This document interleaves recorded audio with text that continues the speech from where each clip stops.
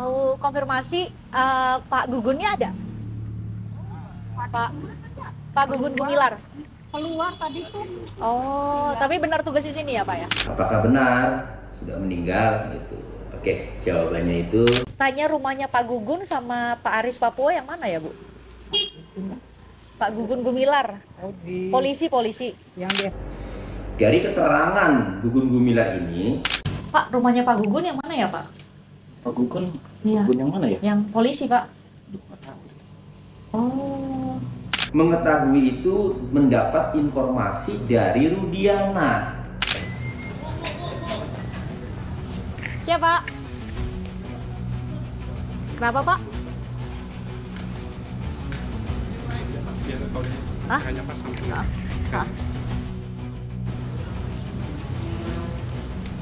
Iya, Pak.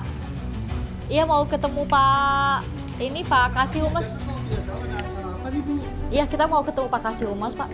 Oh, mabuk kasih kan ada penjagaan. Oh, iya, kita ke sana, Bu. Iya, Makanya Pak. kami tidak Iya. tahu ada pulang ada acara apa. Iya, kita Kalau kesana. memang ada sesuatu apa kan minimal laporan Iya, dulu iya. sama kami. Kita ke sana, Pak. Iya, ke Iya, sana. silakan, Iya, Bu, iya, silakan. iya. Kita kan nggak masuk daerah terlarang ya, Pak. Ini kan Polres itu punya publik ya, Pak. Betul, cuman masalah kan kita ada tata krama masuk rumah Oh, orang kan ada oh tata nggak apa-apa, krama Pak. Tadi kita mau masuk, kita pikir biasanya ada di sini, depan juga. sini. Itu kan Pak di atas Oh, penjagaan. iya, Pak. Nggak perlu teriak-teriak ya, Monggo, Pak. silakan. Iya, iya, makasih ya, Pak. Pak siapa? Pak Mulyawan ya? Itu dia, itu dia.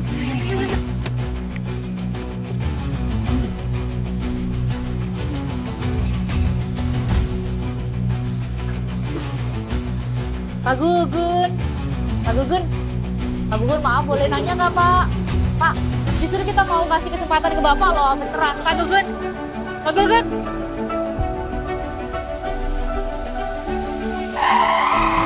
Selamat pagi semuanya, dimanapun berada. Dalam postingan YouTube saya yang terakhir, ini ada pertanyaan yang masuk, yang datang dari channel atau akun @jagojagoku S3P. Pak Tony, Gugun Gumilar yang didakwa ikut menyiksa 7 terpidana kasus Pina, benarkah meninggal? Jadi artinya sebenarnya bukan didakwa, tapi disebut ikut menyiksa 7 terpidana dalam sidang pemeriksaan PK, peninjauan kembali di Pengadilan Negeri Cirebon. Apakah benar sudah meninggal? Gitu. Oke, jawabannya itu berdasarkan informasi atau pemberitaan yang beredar itu benar. Bahkan saya juga waktu itu mendapatkan informasi dari rekan-rekan wartawan bahwa Aibda Gugun Gumilar itu meninggal pada tanggal 18 Mei 2025 hari Minggu dan dimakamkan pada hari yang sama atau pada tanggal yang sama, yaitu 18 Mei 2025.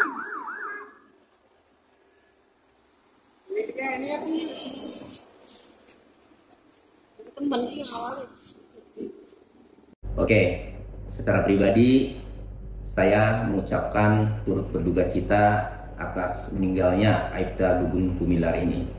Semoga dosa-dosanya diampuni oleh Allah Subhanahu wa taala dan husnul khotimah, dan keluarga yang ditinggalkan diberikan ketabahan.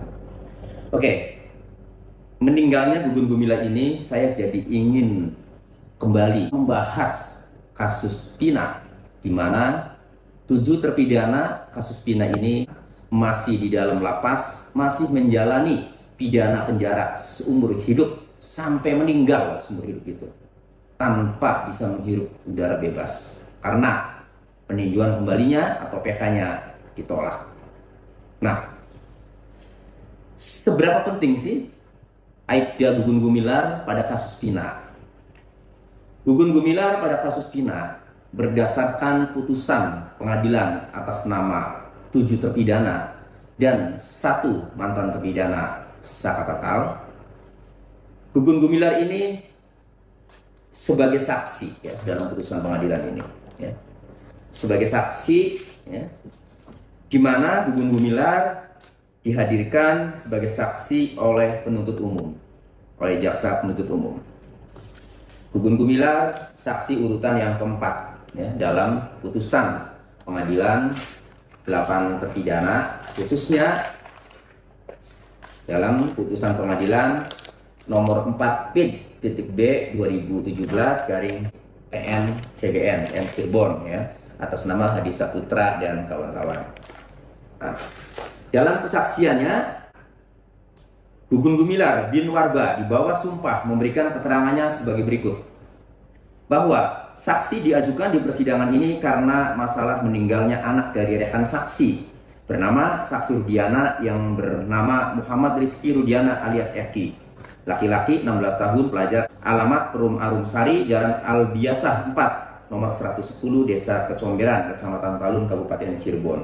Dan saudari Vina, perempuan 16 tahun, pelajar, alamat Jalan Samadikun 5, Kelurahan Kesenden, Kecamatan Lemahungkuk, Kota Cirebon. Bahwa kejadian tersebut terjadi pada hari Sabtu tanggal 27 Agustus 2016 sekitar jam 23.00 waktu Indonesia Barat di Jalan Perjuangan, Kampung Situgangga. Saksi mengetahui setelah mendapat informasi dari saksi Rudiana, Kanit Narkoba, Polresta Cirebon yang merupakan komandan saksi. Dari keterangan Gugun Gumilar ini, ya, sebenarnya saksi Gugun Gumilar ini tidak mengetahui kejadian. Saksi Gugun Gumilar ini mengetahui itu mendapat informasi dari Rudiana, orang tuanya Eki, di mana saat itu Rudiana sebagai Kanit Narkoba pada Polresta Cirebon yang merupakan komandan saksi. Jadi Gugun Gumilar ini anak buahnya, Rudiana komandannya di unit narkoba Polres Kota Cirebon atau Cirebon Kota.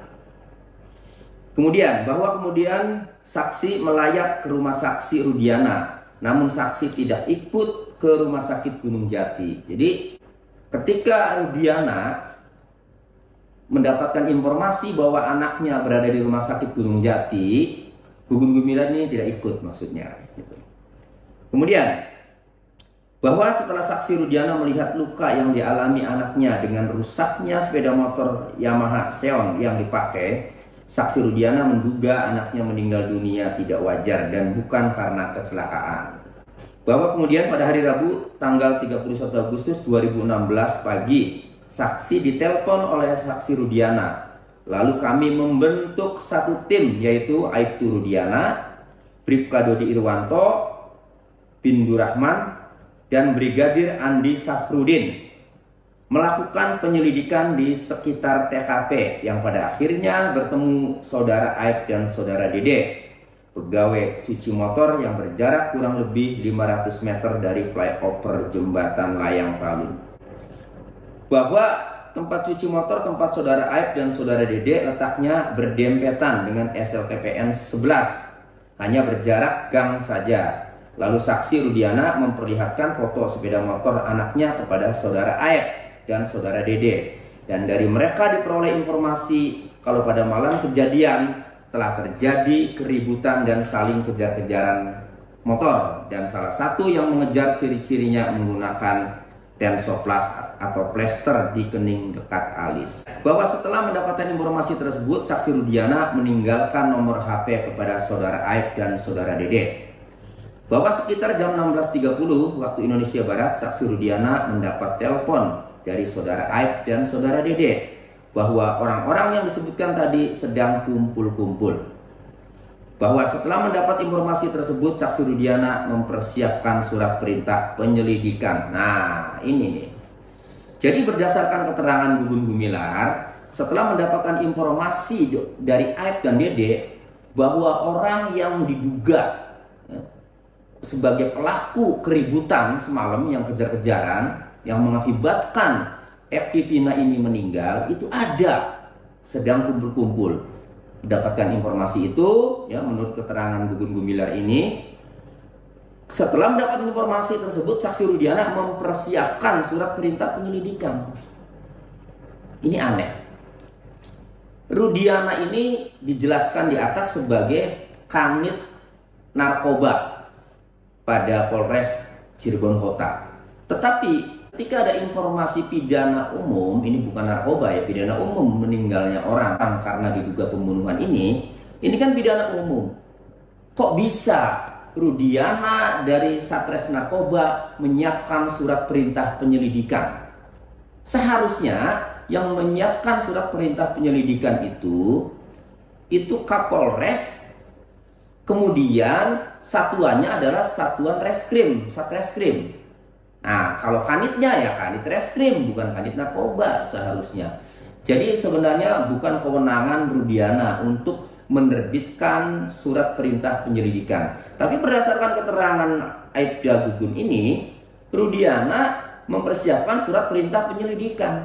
Jadi yang melakukan penyelidikan, yang menangani ini Satres Narkoba, tapi tidak tahu apakah perintah pimpinan Kasatnya sama Kapolresnya, ataukah ini dibuat surat perintah sendiri oleh Kanit Narkoba Rudiana. Nah, ini sangat aneh. Seharusnya ini kalau Gugun Gumilarnya masih hidup, mengenai maladministrasi, mengenai penyalahgunaan kewenangan, ini bisa diperiksa Rudiana berdasarkan keterangan saksi Aibda Gugun Gumilar ini, seandainya Aibda Gugun Gumilar ini masih hidup.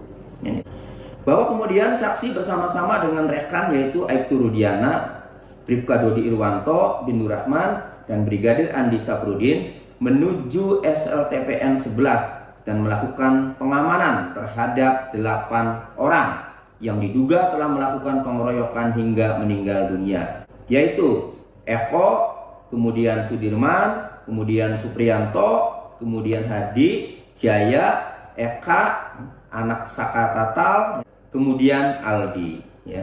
Hanya saksi Aldi yang tidak ikut melakukan pengeroyokan sehingga dibebaskan, menurut Gugun Gumilar. Bahwa saksi bersama saksi Rudiana menginterogasi terdakwa Jaya, dan terdakwa Jaya mengakui perbuatannya yang dilakukan bersama dengan para terdakwa lainnya. Bahwa saksi sudah mengecek CCTV yang ada di lokasi kejadian namun belum dibuka. Nah, ini lagi. Ini yang melihat CCTV di lokasi kejadian, yang mengecek CCTV di lokasi kejadian. Bukan hanya Gugun Gumilar, Dodi Irwanto pun keterangannya sama. Sudah mengecek CCTV di lokasi kejadian namun belum dibuka. Makanya dulu saya sering kritis. Kenapa kalau menemukan CCTV tidak segera dibuka? Ada apa? Kan itu. Nah, maka pentingnya Gugun Gumilar ini diperiksa juga untuk dipastikan kebenarannya kalau belum meninggal ya, bahwa benar tidak sih menemukan CCTV, kenapa belum dibuka? Apakah ini bagian daripada menghilangkan barang bukti atau menyembunyikan barang bukti ya, yaitu tentang obstruction of justice ya, pasal 221 KUHP. Nah, apakah memang sudah pernah dibuka CCTV-nya, kemudian ternyata kecelakaan misalnya, atau tidak ada pembunuhan ya misalnya, kemudian akhirnya tidak dijadikan barang bukti, tidak dilampirkan di dalam berkas perkara 8 terpidana ini. Kemudian bahwa saat melakukan pengamanan terhadap para terdakwa tidak ada tindakan kekerasan dan penyetruman, dan saat interogasi saksi merekamnya. Nah, ini berlawanan atau bertentangan dengan keterangan Aldi waktu sidang pemeriksaan peninjauan kembali di Pengadilan Negeri Cirebon. Aldi menyebut bahwa Gugun Gumilar ini ikut melakukan kekerasan terhadap para terpidana termasuk dirinya. Makanya saat itu sempat ramai kan. Aldi sambil menangis menerangkan, menyebut bahwa Gugun Gumilar melakukan kekerasan bersama anggota lainnya. Nah, saya belum mendengar atas pernyataan Aldi itu kemudian tim khusus Mabes Polri menindaklanjuti, belum mendengar itu. Tetapi Aibda Gugun Gumilar ini keburu meninggal. Apakah tim khusus Mabes Polri sudah menindaklanjuti itu? Kami tidak tahu, ataukah memang belum sama sekali. Tapi mau bagaimana, ini Gugun Gumilar sudah meninggal dunia. Bahwa terhadap saksi mengenali barang bukti yang dihadirkan di persidangan berupa 1 buah helm merek KYT warna merah putih, kemudian 1 unit sepeda motor Yamaha warna hijau kuning yang dikendarai oleh korban Muhammad Rizky Rudiana. Kemudian terhadap keterangan saksi, para terdakwa menyatakan keberatan dan keterangannya tidak benar. Jadi keterangan saksi Gugun Gumilar ini kemudian terdakwa menanggapinya bahwa keberatan dan keterangannya itu tidak benar, keterangannya Gugun Gumilar itu. Itulah keterangan saksi Gugun Gumilar dalam putusan pengadilan atas nama 7 terpidana dan 1 mantan terpidana Saka Tatal. Jadi keterangannya sama, Gugun Gumilar seperti itu. Nah, sekarang Gugun Gumilar sudah meninggal. Apakah penting kesaksian Gugun Gumilar ini untuk dikonfirmasi? Sangat penting. Terkait penyalahgunaan kewenangan di mana Gugun Gumilar mengatakan Rudiana setelah mendapatkan informasi dari Aib dan Dede bahwa ada orang yang semalam ribut yang mengakibatkan Eki Pina meninggal, kemudian Rudiana menyiapkan surat perintah penyelidikan. Ini merupakan penyalahgunaan kewenangan yang dilakukan oleh Rudiana. Dan Gugun Gumilar ini sebagai saksinya karena dialah yang mengatakan seharusnya diperiksa ini sebelum meninggal. Nah, kemudian terkait mengamankan 8 orang itu di SLTPN 11 kemudian dibawa ke Satres Narkoba, dibawa ke ruang unit narkoba oleh Rudiana termasuk Gugun Gumilar ya. Ini juga Gugun Gumilar ini menjadi saksi penting karena bermula dari pengamanan oleh Rudiana itulah terhadap 8 orang itu kemudian muncul nama-nama 8 orang yang menjadi terpidana itu ya. Nah, nama-nama itu ya, muncul apakah memang dipukulin, dianiaya, digebukin ya, atau bagaimana, ataukah ada skenario dengan Aib dan Dede ya. Maka kesaksian Gugun Gumilar juga penting ini untuk dikorek, penting untuk dimintai keterangan oleh tim khusus Mabes Polri. Cuma lagi-lagi sampai saat ini juga saya belum pernah mendapatkan informasi mengenai tindak lanjut kasus ini, kasus Pina ini, pengungkapan kasus Pina secara keseluruhan ini oleh tim Mabes Polri. Sampai sekarang kan nggak ada kabarnya. Nah, jadi kesimpulannya terkait laporan pengacara atau penasihat hukum para terpidana yang melaporkan Aib dan Dede, melaporkan kekerasan, ya, melaporkan Rudiana ya, ke Mabes Polri. Ini Gugun Gumilar ini sangat penting ya untuk dimintai keterangan sebagai saksi bagaimana kejadian yang sebenarnya. Namun karena Gugun Gumilar sudah meninggal, maka tim khusus Mabes Polri kehilangan satu orang yang mempunyai informasi penting. Ini menurut saya karena satu, gebrakan dari pengacara para terpidana ini kurang kenceng, kurang greget, sehingga mengakibatkan kinerja dari tim khusus Mabes Polri yang kita ketahui bersama sampai sekarang tidak ada kejelasan. Demikian, semoga bermanfaat. Sampai saya pulang aja ditembak 3 kali. Saya suruh lari, saya nggak lari, Pak. Saya di depan situ nggak lari. Sampai pulang menjut, Pak. Bebok aja sama aku. Saya ngerasa apa ya Allah, nggak ada keadilan.